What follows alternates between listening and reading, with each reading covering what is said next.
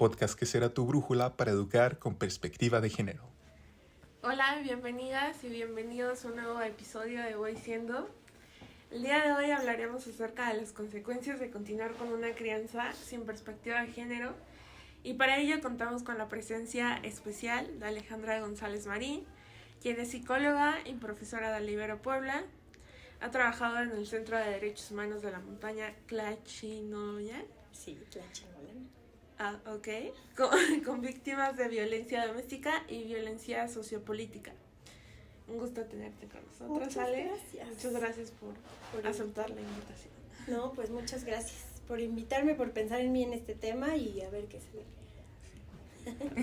Claro que sí, pues creemos muy relevante tu participación, sobre todo con tu trayectoria. Entonces, pues esperamos que esta plática sea muy enriquecedora y que salgamos con mucha información nueva. Y pues, sin más que decir, pues cabe recalcar que para entrar a nuestro tema, durante nuestra investigación encontramos que existe algo que se llama socialización diferencial. Esta consiste justamente en criar a niños y niñas de forma diferente, de acuerdo con los prejuicios y la construcción de cada género. Un enunciado que definiría bien esto es: las niñas son emocionales, los niños no lloran. Y pues todas estas cosas que nos han enseñado como sociedad desde tiempos legendarios, ¿no? Uh-huh. Ante esto, pues mi pregunta sería, Ale, ¿qué efectos sociales consideras que se seguirán dando de continuar con este tipo de crianza o socialización para los niños y las niñas? Pues los impactos de esto es que vamos haciendo personalidades bajo estigmas de los que no es posible durante el crecimiento en ciertos procesos o momentos críticos que puedas expresarte o ser o dirigirte a las demás personas como quisieras hacerlo, sino como se espera que tengas que hacerlo, ¿no? Entonces, eso lo que provoca a su vez, pues sin duda son limitaciones, en ciertas situaciones también puede haber traumas, puede haber como la negación también de los sentimientos, de los pensamientos incluso. Entonces sí, de continuar así, vamos a seguir pues involucionando, ¿no? Como no desarrollando las capacidades y aptitudes que cada niño, niña, niñe pueda o quiera desarrollar. Sí, claro que sí, la verdad concuerdo contigo mucho en esto, valoro mucho pues la opinión de alguien que sabe más del tema, que obviamente, pues considerando que nosotras somos estudiantes todavía y que tú pues ya impartes materias y has trabajado con cierta trayectoria en estos aspectos, pues sí, estoy de acuerdo contigo y creo que pues como dices, una palabra muy valiosa es la involución. Yo no lo había pensado así, pero creo que es importante darnos cuenta de que en nuestro proceso de socialización como seres humanos muchas veces creemos que deberíamos estar avanzando y la realidad es que pues hay ciertas pautas sociales que nos hacen que sea al revés, ¿no? Entonces... Les voy a poner un ejemplo. Y eso no tiene que ver ni con mis clases ni con lo que hago, sino con mi hijo mayor, se llama Teo. Le está encantando dejarse el pelo largo y yo digo, pues mientras la escuela le permita, y si no, argumentaremos con la escuela como, porque ya hay una queja con APRED y demás de que es una vacilada. Entonces, aún así, no le han dicho nada todavía, estamos tranquilas, y antier me pidió que le hiciera una coleta, se la hice, y llegando, la guardia en la puerta de la escuela lo detuvo de los hombros y le dijo, bueno, ¿tú eres niño o eres niña? ¿No? ¿Cómo crees? Teo va a cumplir apenas 8 años. Ah, Luego, está chiquito. Claro, o sea, es como, uy, o sea, porque obvio él, quién sabe por qué, porque yo no crean que les educamos como en el rollo de poder o de la autoridad o demás, sino alguien que o sea, la policía de la entrada de su escuela, pues es alguien que le cuida, que previene, que le acompaña, pero no como la autoridad, ¿no? No lo vemos así en casa. Pero aún así, para Teo fue como... Ayer que le dije, ven, te peino, te hago la coleta, me dijo, no, ma, Y yo, ¿por qué? ¿No? Explorando qué había pasado, me dice, pues es que la Poli me va a volver a molestar y a decir algo, y pues ella es la autoridad. Entonces yo fue como, a ver, ¿cuál autoridad? ¿Cuál autoridad de entrada? Y luego, déjala. Al final también para ella es una expresión de cómo piensa que son las cosas. Pero eso no significa que para ti sea así, ¿no? Ni aquí en tu casa, ni para ti mismo, ni para amigos, amigas que tienes, que a nadie no causó mayor situación adentro más que para la Poli, ¿no? Entonces dices, chin, sí, claro. Ahí es donde vamos a ver que las estructuras de cómo diferenciamos entre lo masculino y lo femenino, pues te la vas a topar en cualquier lado, ¿no? Entonces, sí, ni modo. Pues yo siempre le digo, tú tienes los argumentos para ser, usar y hacerlo como tú quieras, ¿no? Pero aún así, por más que yo le diga eso adentro de la casa, afuera se va a topar con esas cosas. Y qué difícil, de verdad, justamente con lo que me estás diciendo en este momento, me vino a la mente uno de los episodios pasados, no sé si te acuerdas, Lupita, que hablamos justamente de cómo involucramos a nuestros hijos, hijas, hijes en todo este tema de perspectiva de género, convenciéndoles de que pues las cosas no tienen que ser como la sociedad nos dice, y luego los mandamos al mundo real, a la escuela, los mandamos a jugar con sus amigos, amigas, los mandamos a plazas, a fiestas de cumpleaños. Híjole, todo lo que me dijeron en mi casa, ahora me están diciendo que no es real. Sí. Y pues es algo que te pone pues mucho en controversia, especialmente pues con 8 años de edad que nos platicas que tiene tu hijo. Entonces pues sí, creo que es una batalla muy grande entre lo que me dicen en mi casa y luego salgo y me dicen que no es cierto, pero le tengo que creer a mi mamá. Entonces, pues nos gustaría saber un poco cómo has trabajado con eso. Miren, yo digo, eso sí lo he dicho en clases y lo sostengo. Me dedico justo como a procesos o vivencias de graves violaciones de derechos humanos o de violencias. Y estoy convencida que la determinación generalizando, la determinación del azul y del rosa propician un chorro de discriminación, y la discriminación en sí misma es la puerta para cualquier tipo de violencia, ¿no? Claro. Porque al final estás excluyendo, estás señalando, estás haciendo notar como distinto al otro o minoritariamente al otro, cuando en realidad es una expresión, ¿no? Identitaria, etc. Entonces, continuar así lo que va a propiciar es que nos mantengamos como segregados, como divididos, divididas, unas de otras, y eso no genera más que sentimientos de temor, ¿no? Frente a lo distinto.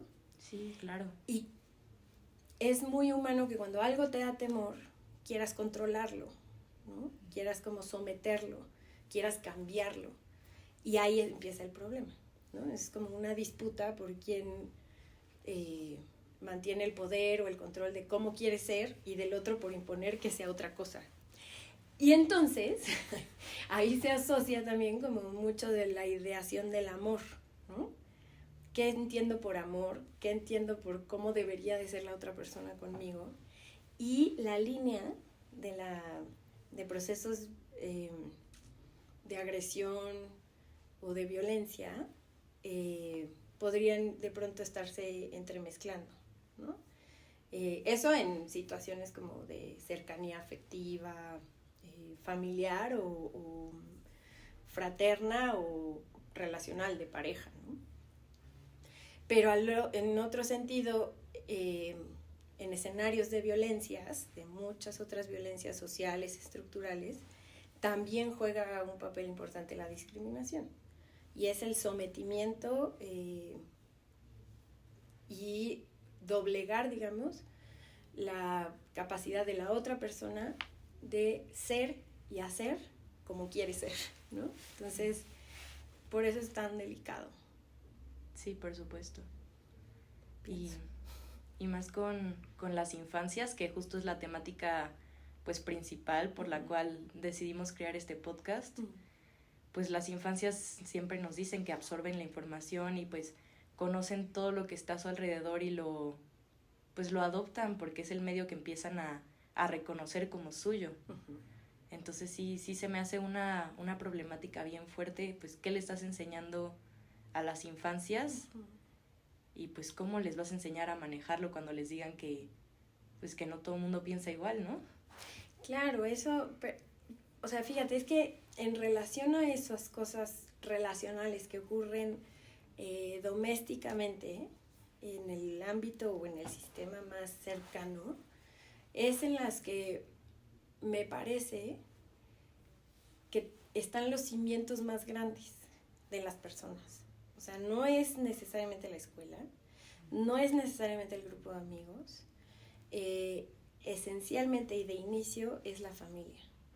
Y ahora mucho de lo que está pasando es que pues vemos a muchos niños, niñas encargadas desde temprana edad a otra estructura, ya sea la escuela o los abuelos, abuelas, que no traen esta análisis también del cual están ustedes analizando justo, de cómo tiene que ver la crianza.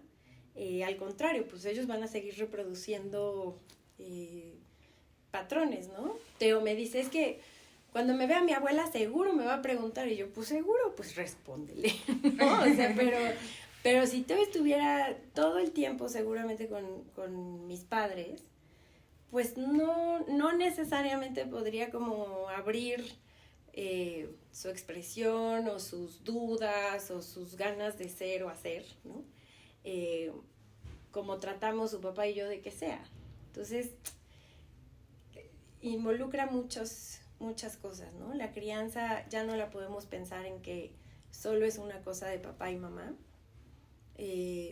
Están teniendo que ver muchas otras estructuras alrededor y lo que tú puedas fortalecer en tu sistema familiar o puedas reivindicar, digamos, por tus propias creencias, porque políticamente crees que eso es lo que toca, etcétera. La cosa es como si tenemos la capacidad de acompañar a los niños, a las niñas, de manera que se sientan, que pertenecen, ¿no? O sea, que pueden crear una identidad propia aún perteneciendo a alguien que piensa distinto o que lo ha hecho distinto. La otra es que tienen un respaldo, ¿no?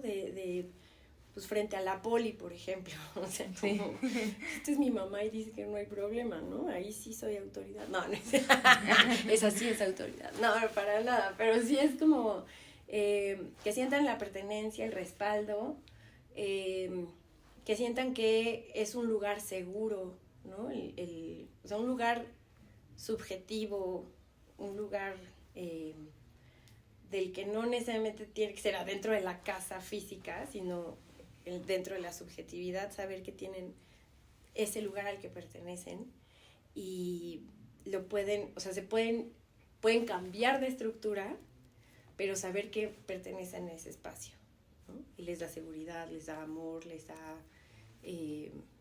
reivindicación, etcétera. Es muy difícil, insisto, por eso, porque hoy por hoy, trabajando nosotras, o sea, las mamás, las mamis, en tantos otros aspectos que no es nada más el hogar, se dificulta, se complejiza, etcétera, ¿no? Pero yo creo que también tiene un plus el hecho de que los niños, niñas, cada vez más están viendo los dos roles, femenino y masculino, sin que sea hombre o mujer necesariamente, que están pues desarrollando un papel externo a la casa, que trabajan, que proveen, etcétera. El reto es no dejarlos solos, ¿no? Me parece. Sí, estoy muy de acuerdo contigo, la verdad. Y bueno, no sé si quieras complementar pasando a la siguiente pregunta, Lupita. Sí, justamente en el episodio anterior con Polo, eso era lo que mencionábamos, que por ejemplo, pues sí, como papás o mamás, pueden enseñar como ciertas cosas en casa, pero salen y se van a enfrentar a factores distintos, a ambientes distintos donde van a aprender, donde van a adquirir pues conocimientos que a lo mejor van en contra de lo que se les está enseñando en casa, y ahí va a ser el reto para la niña, el niño, de decir qué tomo de esto que me están enseñando de todos los ámbitos, ¿no? Sí. Pero espera, es que justo sobre eso que estás diciendo, Lupita, si las estructuras en las que me muevo afuera de mi casa son estructuras también de precarias socialmente, precarias económicamente, precarias en términos de seguridad, precarias, ¿no? O sea, como son lugares precarizantes, digamos. Pues el niño o la niña no necesariamente va a tener como toda esta otra parte segura, identitaria, subjetiva que les digo, ¿no? Entonces, pensemos que la gran mayoría de nuestros niños, niñas en nuestra sociedad, o a la sociedad en la que nos desenvolvemos, pues sí están en una situación de muchísima vulnerabilidad, ¿no? Porque no... la estructura de seguridad en la que nos movemos un puñado de población no es, no es significativamente proporcional a la de la mayoría de la población. Sí. Y por decirlo en términos más directos, o sea, mis hijos, mis hijas, va a llegar un punto, mi hijo, mi hija, va a llegar a un punto en el que van a conocer esas otras realidades, ¿no? Entonces también es como les podemos tener sensibilidad frente a esos otros escenarios. O sea, que no den por hecho los niños, las niñas, que todo es igual, ¿no? O que todos, las niñas, los niños acceden, como Teo y Julia en el caso de mis hijos, a los derechos como el resto de los niños. Y no es así, ¿no? Entonces, creo que también la importancia de que como adultos, como personas adultas, seamos sensibles a esas diferencias, nos va a dar la pauta para criar distinto, ¿me explico? Porque si no vamos a seguir educando en una estructura privilegiada que pues ojalá no les pase nada, ¿verdad? Nunca, pero para cómo va la cosa, tengo mis dudas. Pues sí, justo eso, por ejemplo, con la revisión como de estudios así para hacer el podcast, algo que mencionaban era que, por ejemplo, esto del contexto, ¿no? La importancia que tiene el contexto y, por ejemplo, no sé, por ejemplo, situaciones de violencia que después se replican en la escuela por medio del bullying, de amenazas, o también la situación de violencia actual que pues vivimos en el país, que igual es un reto, no solamente para la crianza como con igualdad para los niños y niñas, sino un reto en general como sociedad, ¿no? Poder afrontarlo, y justamente es la raíz de este podcast que decíamos, pues una parte como de ayudar, como de tratar de reconstruir, de prevenir, es justamente por medio de la prevención, ¿no? Una prevención primaria que parta desde la educación, pero como bien decías, tomar en cuenta que hay diferentes realidades, que hay diferentes contextos en un mismo país, que la educación va a variar de una familia a otra, ¿no? Igual con lo que vemos en los medios de comunicación y demás. Entonces, justamente relacionado con esto, pues la siguiente pregunta sería, ¿qué efectos sociales consideras que se seguirán dando o que estamos ahorita pasando que con esta como continuación de crianza sin perspectiva de género? Híjoles.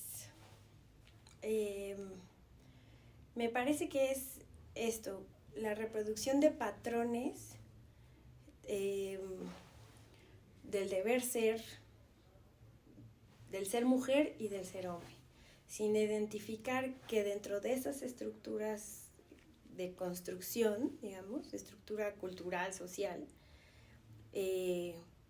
nos estamos llevando fibras muy internas, la psicológica, la mental, la cognitiva, O sea, cuando le decimos a un niño, no llores, o sea, cuando seguimos como transmitiendo algo así como, no llores, los niños no lloran,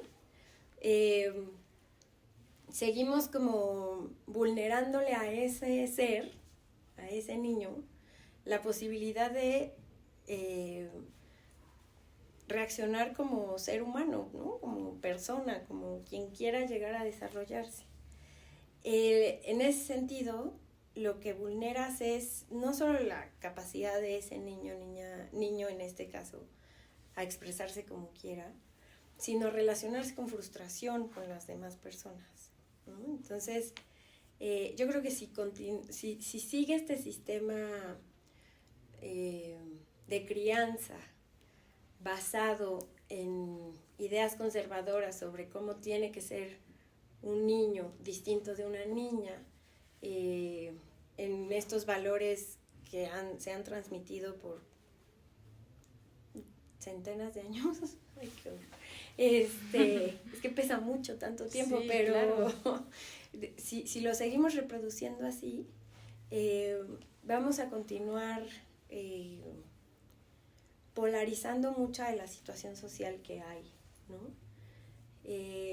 Yo no digo que los niños no deban de tener una estructura de crecimiento, incluso hasta de disciplina, de ya sabes, como de esquemas. Ahora que fue la pandemia nos decían mucho, mantengan los esquemas, sus cronogramas, sus tiempos, porque es lo que te da también la posibilidad de estructurarte en la vida, ¿no? Los horarios, lo que comes, a qué hora lo comes, a qué hora te lo pones, a qué hora te lo quitas.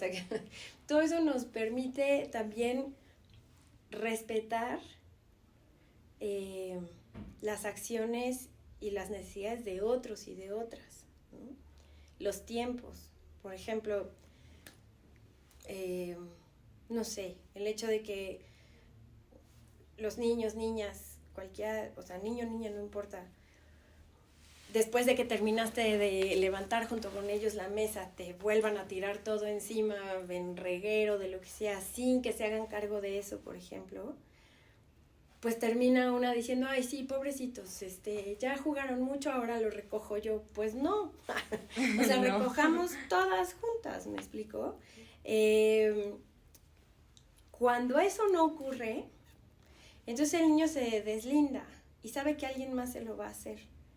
Y sabe que alguien más está para que lo haga. Y entonces sigues recayendo en que los niños, niñas, tengan una concepción de pocos límites, de poca corresponsabilidad en su crianza, y recaiga en la mamá, esencialmente, y no valoren como esta carga equitativa, ¿no? De responsabilidades. Eso me parece que se sigue dando todavía muchísimo, ¿no? Que los niños, niñas, pues hagan como quieran. Les voy a poner un ejemplo de esto. Ay, es que yo creo que me ayuda más ser mamá que ser psicóloga. Pero en los grupos de mamis de la escuela es como esta exigencia de que los niños lleven a la perfección sus trabajos cuando son de primaria o preescolar. Y entonces quienes terminan haciendo eso son las mamis, ¿no? No los niños, las niñas. Entonces, a veces las escuelas tienen un poco de responsabilidad en eso, porque si va recortado, pues como recorta un niño de preescolar, pues resulta que no va limpio, o, ¿no? Revisar limpieza o X, y dices, pues si es de ella o de él. Y eso hace que a veces en universidad tengamos como la sobreexigencia de las alumnas o los alumnos que te digan, pues ¿por qué tengo 8 si me merezco el 10? ¿Por qué? ¿No? O sea, aunque no se hizo el esfuerzo del 10, desde niños, niñas, les estamos resolviendo todo. Y así crecemos, pensando que merezco el 10. Sí, claro.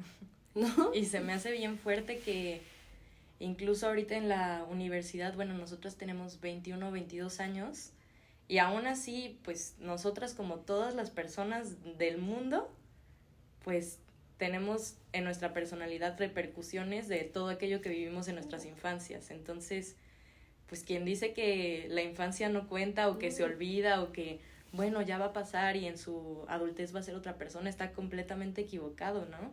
Porque pues nuestra infancia y nuestras vivencias en ella pues, repercuten en lo que vamos a hacer y cómo vamos a ver el mundo en la vida adulta, incluso en la adolescencia, ¿no? Sí.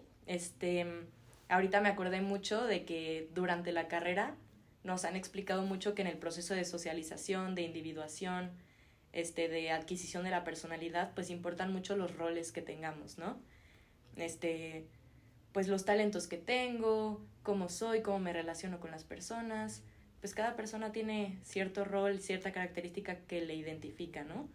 Entonces, pues por así decirlo, podríamos asumir a los roles como características buenas que nos hacen ser quienes somos y nos hacen desarrollarnos en un mundo en el que tenemos identidad, ¿no?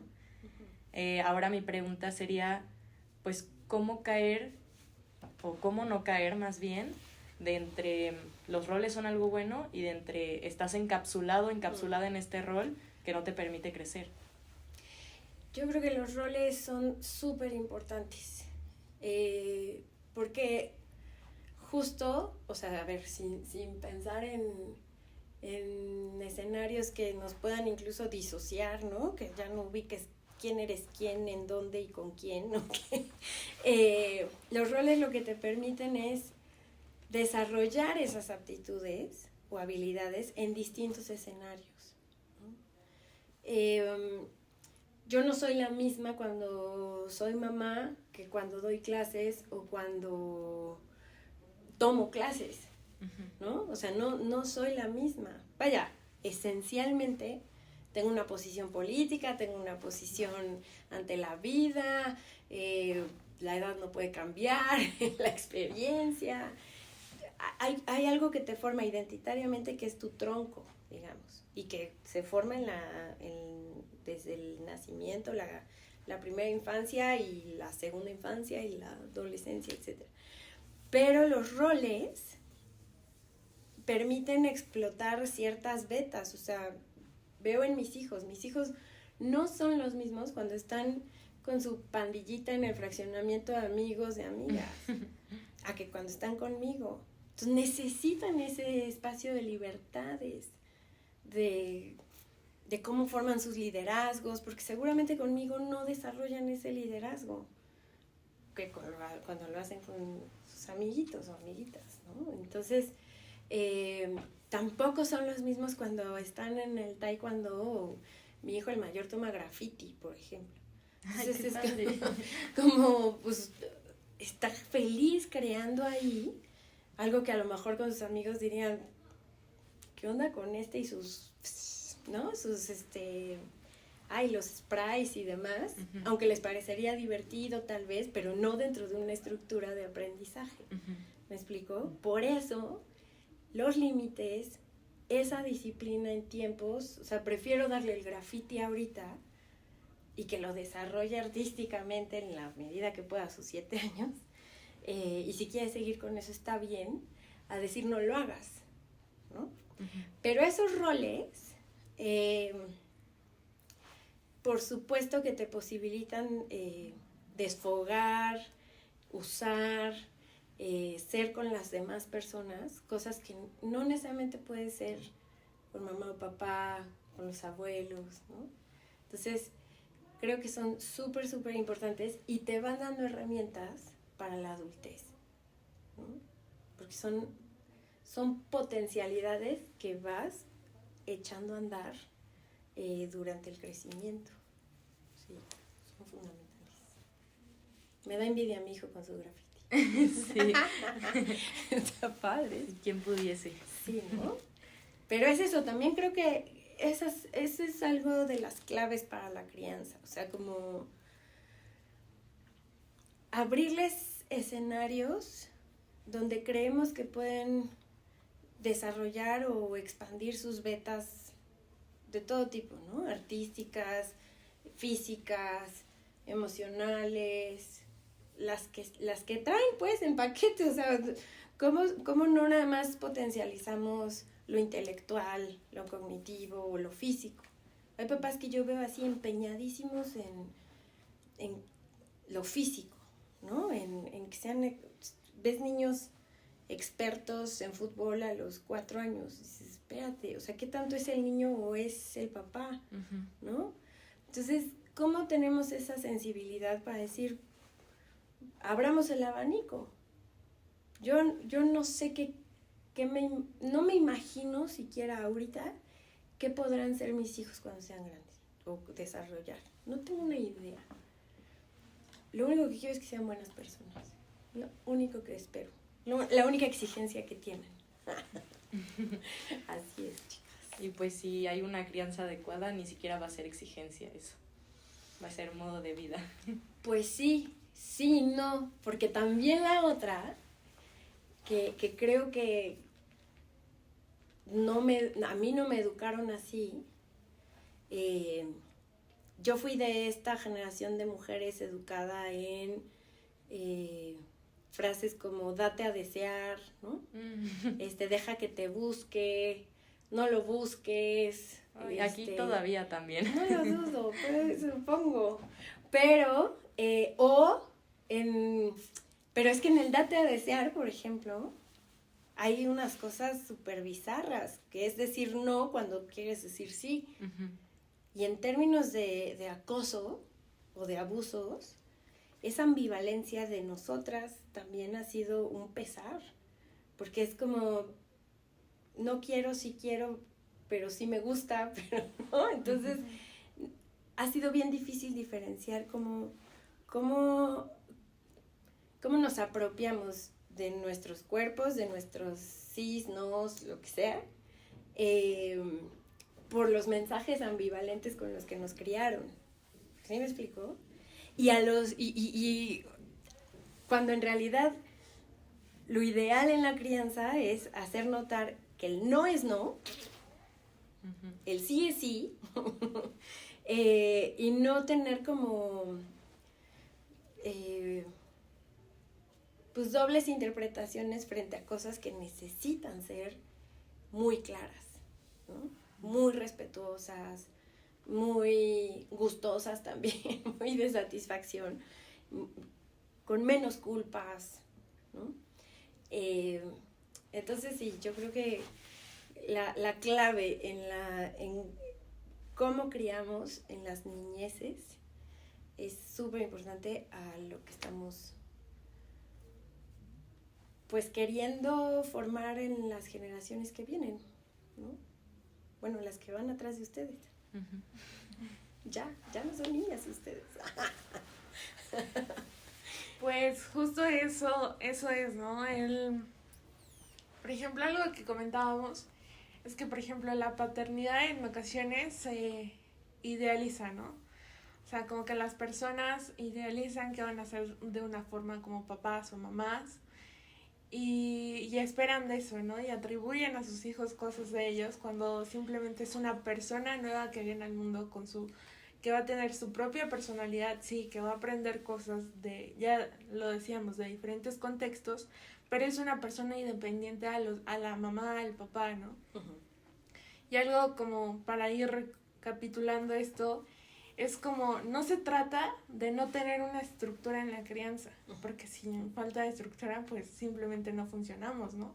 Ni tampoco de que no haya roles, sino que de esa estructura y esos roles que vamos adoptando de cierta forma de nuestro entorno, de nuestro contexto, o sea, ya sea con esta mirada como, pues con igualdad, ¿no? De no ver las diferencias entre hombres y mujeres, que a la larga eso es lo que está pues permeando a la sociedad y generando varias consecuencias como a nivel social, como la violencia de género, feminicidios, que eso justamente es el propósito del podcast, de mostrar como una forma, pues sí, no nueva, pero sí una forma como de educar, ¿no? De criar, de ir, pues, teniendo esta visión, que algo que igual se comentaba es que, por ejemplo, los niños pues ya van creciendo con esto, ¿no? Igual, por ejemplo, los niños ya pueden ver a sus compañeros que ya, pues pueden decir hasta sus preferencias sexuales o sea, con total naturalidad, y somos los adultos quien todavía tenemos esos tabús de seguir poniendo de que, ay, ya no te juntes entonces con él, con ella. Entonces, íbamos limitando, íbamos cerrando círculos en vez de ir abriendo para que ellos vayan aprendiendo. Entonces, pues yo me quedo con eso de que no se trata de no tener estructura, de no tener roles, sino se trata de sí tenerlos, porque justamente es lo que nos va a formar, pero teniendo en cuenta que, o sea, que como hombres, que como mujeres somos, pues, o sea, es que es muy trillada la frase, pero somos iguales, ¿no? En cuanto a las diferencias, porque claro, va a haber diferencias también en nuestro contexto, que nos va a ser diferentes, pero teniendo en cuenta que somos personas, todas.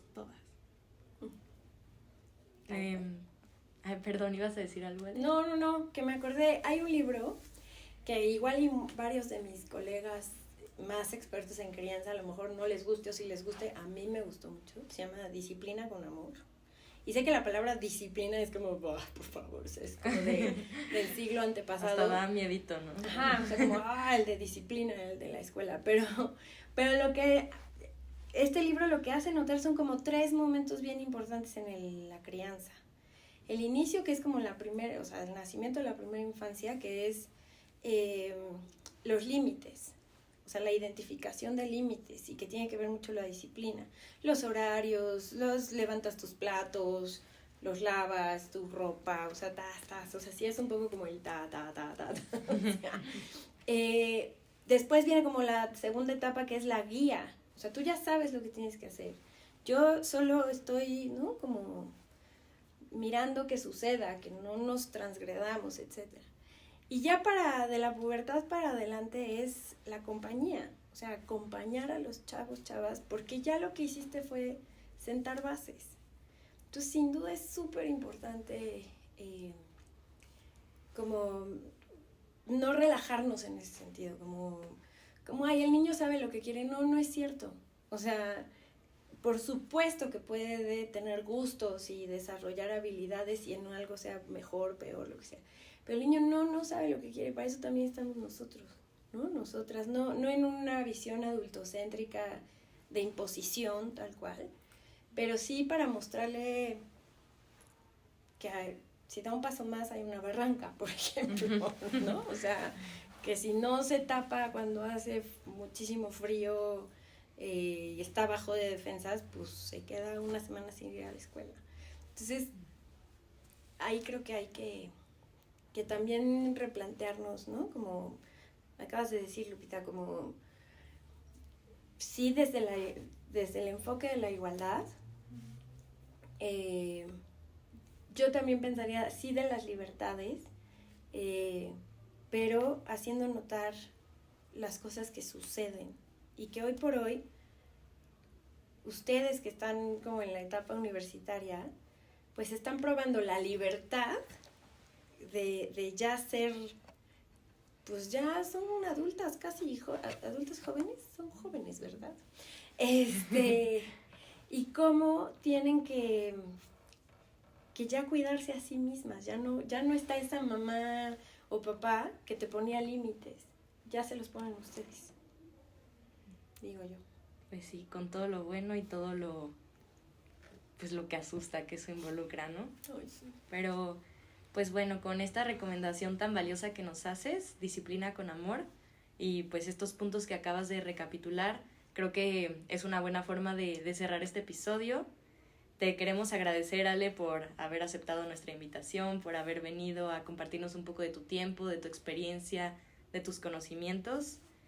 Y pues nada, a contribuir a ser parte de este cambio que planeamos hacer poquito a poquito. Pues con ayuda de expertos y expertas por y para las personas que nos están escuchando, que quieren pues aprender un poco de esta crianza con perspectiva de género. Y pues bueno, para las personas que nos escuchan, las y les esperamos en el siguiente episodio. Muchas gracias. Gracias.